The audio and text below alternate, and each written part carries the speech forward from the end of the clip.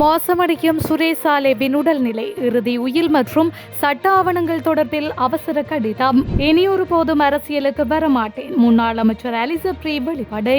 வடக்கு மாகாணத்திற்கு அதிகாரம் வழங்குவது தேச துரோகம். அனுரவிற்கு சரத் வீரசேகர கடும் எச்சரிக்கை. காணாமல் போன அரசு அதிகாரி கிணற்றில் இருந்து சடலமாக்க மீட்பு. புலம்பெயர் அமைப்புகளின் தேவைக்கேற்பவே செயல்படுகின்றது என்பிபி அரசு. கோட்டாபயவின் சகா குற்றச்சாட்டு. முன்னாள் புலனாய்வு பிரிவு தலைவர் சுரேஷ் சாலேக்கின் சட்ட ஆலோசகரான அசித் ஸ்ரீவர்தன குற்றப்புலனாய்வு திணைக்களத்தின் பணிப்பாளர் ஷானி அபிசேகரவிற்கு கடிதம் ஒன்றை அனுப்பியுள்ளார். குறித்த கடிதத்தில் சுரேஷ் சாலேவின் உடல் மற்றும் மனநிலை கடுமையாக பாதிக்கப்பட்டுள்ளதால் அவரை உடனடியாக வைத்திய சிகிச்சைக்காக வைத்தியசாலையில் அனுமதிப்பது அவசியம் என்றும் குறிப்பிட்டுள்ளார். சுரேஷ் சாலேவிற்கு தகுதி வாய்ந்த சுயாதீன வைத்திய நிபுணர்களால் உடனடியாக வைத்திய சிகிச்சை அளிக்கப்பட வேண்டும் என்றும் முழுமையான பரிசோதனை மற்றும் சிகிச்சை அளிக்கக்கூடிய பொருத்தமான வைத்தியசாலைக்கு இவரை அவசரமாக மாற்ற வேண்டும் என்றும் குற்றப்புலனாய்வு திணைக்களத்தின் பணிப்பாளர் ஷானி அபிசேகரவுக்கு சட்ட ஆலோசகர் தெரிவித்துள்ளார். மேலும் சுரேஷ் சாலே தனது இறுதி உயில் மற்றும் அதனுடன் தொடர்புடைய சட்ட ஆவணங்களை தயாரிப்பதற்காக தனது சட்டத்தரணியை சந்திப்பதற்கான வாய்ப்பை வழங்குமாறும் கோரிக்கை விடுத்துள்ளதாக அந்த கடிதத்தில் குறிப்பிடப்பட்டுள்ளது. சுரேஷ் சாலேக்கின் வாக்குமூலங்களும் அவரது உடல் மற்றும் மனநிலை கடுமையாக மோசமடைந்து வருவதையும் தனது நல்வாழ்வு ஆரோக்கியம் மற்றும் வாழ்க்கை குறித்து முடிவெடுக்கும் திறனை அவர் இழந்துவிட்டதையும் தெளிவாக காட்டுவதாகவும் தெரிவித்துள்ளார். அவர் தற்பொழுது தடுத்து வைக்கப்பட்டுள்ள சூழல்கள் அவரது உயிருக்கு கடுமையான அச்சுறுத்தலை ஏற்படுத்துவதாகவும் அவர் சுட்டிக்காட்டியுள்ளார்.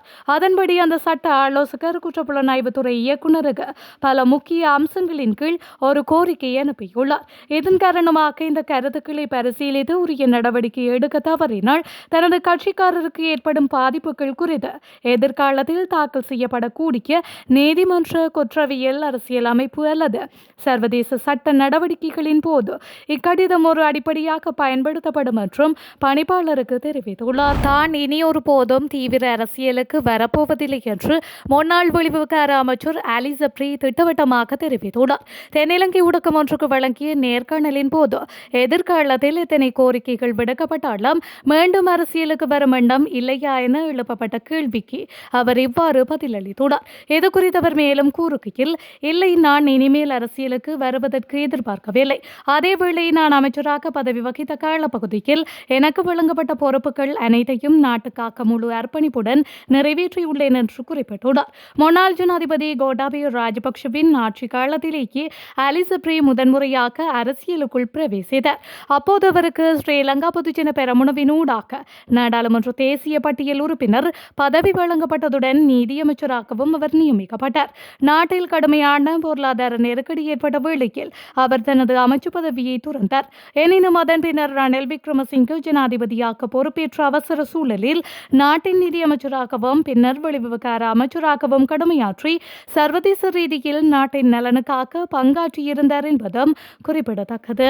வடக்கு மாகாண சபைக்கு காவல்துறை மற்றும் காணி அதிகாரங்களை வழங்கும் தேச துரோக நடவடிக்கையை ஜனாதிபதி அனுர்குமார திசாநாயக்க முன்னெடுக்க மாட்டார் என நம்புகின்றோம் என முன்னாள் அமைச்சர் சரத் வீரசேகர தெரிவித்துள்ளார். ஊடகங்களுக்கு கருத்து தெரிவிக்கும் போதே அவர் இதனை தெரிவித்துள்ளார். இது தொடர்பில் மேலும் தெரிவித்த அவர், மாகாண சபை தேர்தல் நடாதப்பட்டால் பிரச்சினை இல்லை. ஆனால் தேர்தலை நடாதி வடக்கு மாகாண சபைக்கு காவல்துறை மற்றும் காணி அதிகாரங்களை வழங்கினால் தான் பிரச்சினை ஏற்படும். இலங்கையில் இதுவரை ஆட்சி புரிந்த எந்த ஒரு ஜனாதிபதியும் இந்த வேலையை செய்யவில்லை. தற்போதைய ஜனாதிபதி அனுர்குமார திசாநாயக்கவும் இதே அணுகுமுறையை பின்பற்றுவார் என நம்புகின்றோம். சில வேளை காவல்துறை மற்றும் காணி அதிகாரங்களை வழங்கினால் இந்த நாடு பெரடல் ராஜ்யமாகும். அவ்வாறு நடந்தால் இதுவரை காலமும் பாதுகாத்து வந்த ஒற்றையாட்சி முறைமை இல்லாமல் போகும். இது தேச துரோக நடவடிக்கையாகவே அமையும். இவ்வாறானதொரு செயலை ஜனாதிபதி செய்வார் என நம்பவில்லை என அவர் தெரிவித்துள்ளார். கிளிநொச்சி ஜெயபுரம் பகுதியில் காணாமல் போயிருந்த வனவள வட்டார அதிகாரி பாழடைந்த கிணற்றில் இருந்து சடலமாக அடையாளம் காணப்பட்டுள்ளார். அனுராதபுரம் தம்புதேகம பிரதேசத்தை சேர்ந்த 41 வயதுடைய குறித்த வனவள திணைக்கள அதிகாரி கிளிநொச்சி ஜெயபுரத்தில் இயங்கும் வட்டார வனவள திணைக்கள அலுவலகத்தில் கடமையாற்றி வந்துள்ளார். இந்த நிலையில் நேற்று முன்தினம் குறித்த நபர் காணாமல் போயிருப்பதாக ஜெயபுரம் காவல் நிலையத்தில் முறைப்பாடு செய்யப்பட்டது. நேற்று மாலை காவல்துறை விசாரணை அதிகாரிகள் மோப்ப நாய்களின் உதவியுடன் நடாத்திய தேடுதலின் போது அந்த அலுவலகத்தின் பின்புறத்தில் இருந்து காணாமல் போன நபரின் கைபேசி கண்டெடுக்கப்பட்டது. அதனைத் தொடர்ந்து அதற்கு அருகில் இருந்த இருந்த கிணற்றை பரிசோதித்த போது அவரது சடலம் மீட்கப்பட்டுள்ளது. 41 வயதுடைய ஆரட்சி பண்டாரக்கி சந்திரவன்சல கோசல விஜயசேகர் என்பவரே இவ்வாறு சடலமாக அடையாளம் காணப்பட்டுள்ளார். சம்பவம் தொடர்பில் ஜெயபுரம் காவல்துறையினர் விசாரணைகளை முன்னெடுத்து வருகின்றமை குறிப்பிடத்தக்கது. தனக்கு வாக்களித்த நாட்டு மக்கள் பற்றி சிந்திக்காது புலம்பெயர் அமைப்புகளின் தேவைக்கேற்பவே தேசிய மக்கள் சக்தி அரசு செயல்பட்டு வருகின்றது என்று முன்னாள் ஜனாதிபதி கோட்டாபய ராஜபக்ஷவின் முன்னாள் பிரத்யேக செயலாளரும் அரசியல் செயற்பாட்டாளருமான சுகீஸ்வர பண்டார குற்றம் சாட்டியுள்ளார். அதுடன் இந்த அரசை வீட்டுக்கு அனுப்புவதற்காக ஜனநாயக வழியிலான கூட்டு எதிரணி போராட்டங்கள் முன்னெடுக்கப்படும் என்றும் அவர் குறிப்பிட்டுள்ளார். இது தொடர்பில் ஊடகங்களிடம் அவர் மேலும் தெரிவித்ததாவது: பாரிய எதிர்பார்ப்புகளுடனேயே நாட்டு மக்கள் இந்த அரசுக்கு வாக்களித்தனர். ஆனால் மக்களின் அந்த எதிர்பார்ப்புகள் எதுவும் இதுவரை நிறைவேற்றப்படவில்லை. மாறாக டயஸ்போராக்கள் மற்றும் அரசு சார்பற்ற நிறுவனங்களின் தேவைக்கேற்பவே அரசின் தற்போதைய நடவடிக்கைகள் அமைந்துள்ளன. இதனால் நமது அடுத்த தலைமுறையினரின் எதிர்காலம் குறித்து நமக்கு அச்சம் நிலவுகின்றது. மறுபுறம் இந்தியா மற்றும் அமெரிக்காவுடன் பல்வேறு ஒப்பந்தங்கள் கைச்சாத்திடப்பட்டு நாடு காட்டிக் கொடுக்கப்பட்டுள்ளதுடன் சர்வதேச நாணய நிதியத்திடமும் காட்டிக் கொடுப்புகள் இடம்பெற்றுள்ளன. எனவே கூட்டு எதிரணியாக இணைந்து நம் நாட்டுக்காக போராடுவோம். இந்த அரசை ஆட்சியில் இருந்து விரட்டியடிப்பதற்கு நம்மால் செய்யக்கூடிய அனைத்து நடவடிக்கைகளையும் முன்னெடுப்போம். நாம் மீண்டும் ஒரு அறக்கலையை போன்ற வன்முறைகளில் ஈடுபட மாட்டோம். அரசு கட்டடங்களை கைப்பற்றவோ அல்லது கொலைகளில் ஈடுபடவோ மாட்டோம். எமது போராட்டங்கள் அனைத்தும் முழுமையாக ஜனநாயக வழியிலேயே அமையும். இதன் முதற்கட்டமாக மாகாண சபை தேர்தலை உடனடியாக நடாதுமாறு அரசை வலியுறுத்துகின்றோம். அந்த தேர்தலின் மூலம் 9 மாகாணங்களிலும் இந்த அரசை மக்கள் முன்னிலையில் மண்டியிட வைப்போம் என்று அவர் மேலும் தெரிவித்துள்ளார். சம்மணி மனித புதைக்குழியிலிருந்து இன்றைய தினம் ஞாயிற்றுக்கிழமை 2 சிறுவர்களுடைய இன்பக்கூட்டு தொகுதி உள்ளடங்களாக 8 இன்பக்கூட்டு தொகுதிகள் அகழ்ந்தெடுக்கப்பட்டுள்ளன. சம்மணி மனித புதைக்குழியில் 3ஆம் கட்ட அகழ்வு பணியின் 18ஆம் நாள் அகழ்வு பணிகள் இன்றைய தினம் ஞாயிற்றுக்கிழமை நடைபெற்றது. அதன்போது 6 இன்பக்கூட்டு தொகுதிகள் அடையாளம் காணப்பட்டுள்ள நிலையில் ஏற்கனவே அடையாளம் காணப்பட்ட இன்பக்கூட்டு தொகுதிகளில் சிறுவர்களுடைய 2 இன்பக்கூட்டு தொகுதி உட்பட 8 இன்பக்கூட்டு தொகுதிகள் அகழ்ந்தெடுக்கப்பட்டுள்ளன. இந்த நிலையில் செம்மணி மனித புதைக்குழியில் இதுவரையில் நடைபெற்ற அகழ்வு பணிகளின் போது 302 இன்பு தொகுதிகள் அடையாளம் காணப்பட்டுள்ள நிலையில் 298 இன்புக்கூடுகள் முற்றாக அகழ்ந்தெடுக்கப்பட்டுள்ளன.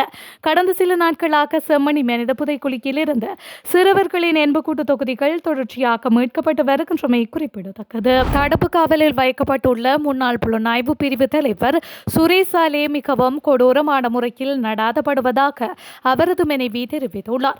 உண்ணாவிரத போராட்டத்தில் ஈடுபட்டுள்ள தடுப்பு காவலில் வைக்கப்பட்டுள்ள சுரேசாலேவை பார்ப்பதற்காக இன்று குற்றப்புலனாய்வு திணைக்களத்திற்கு வந்திருந்த போதே அவர் ஊடகங்களுக்கு இவ்வாறு தெரிவித்துள்ளார். இதேவேளை கடந்த 38 வருடங்களாக நாட்டிற்காக தனது உயிரை தியாகம் செய்து சேவை செய்துள்ளார் எனவும் அதற்காக மக்கள் தங்களது நன்றியுணர்வை வெளிப்படுத்துவதற்கான காலம் கனிந்துள்ளது எனவும் தெரிவித்துள்ளார்.